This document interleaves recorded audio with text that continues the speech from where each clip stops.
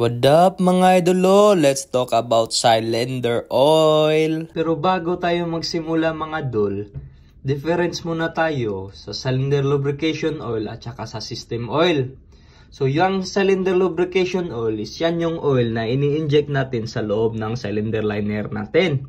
Yung system oil naman, yan yung oil na nakikita natin sa loob ng crankcase. So dito sa gitna, meron tayong stuffing box, di ba?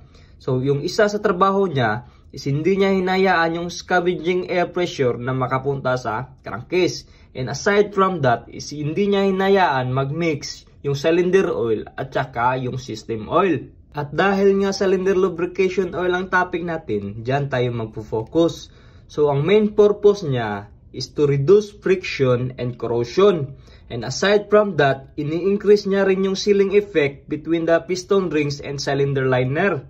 So sa cylinder oil natin, meron tayong tinatawag na BN or base number. Ang purpose naman niya is siya yung mag-neutralize sa mga acid na nabubuo during combustion. There are three major reasons kung bakit may combustion na nangyayari sa loob ng makina natin. Ito yung fuel, oxygen, at saka heat. Dito muna tayo sa fuel.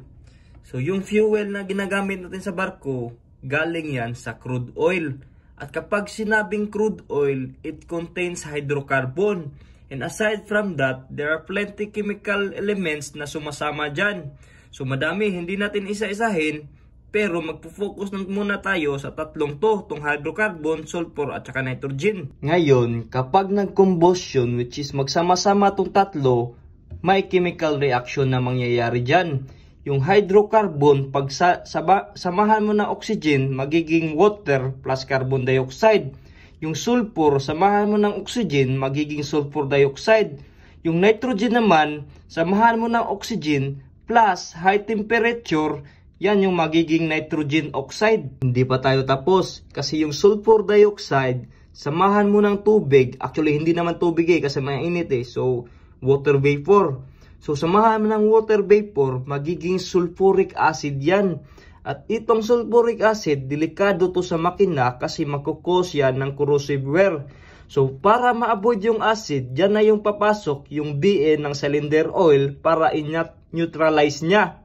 So, yan yung purpose ng cylinder oil BN. Again, ulitin ko ha. Para ma-avoid yung corrosive wear during combustion, yung sulfuric acid, nino-neutralize ng cylinder oil. So, yan yun. And aside from that, take note also that carbon dioxide, sulfur dioxide, nitrogen dioxide is dangerous sa atmosphere natin, ozone layer. So, air pollution tong mga to. Iba tayo tapos sa pag-explain ha. So, last na to. So, dito, meron tayong HFO, ultra low sulfur fuel oil.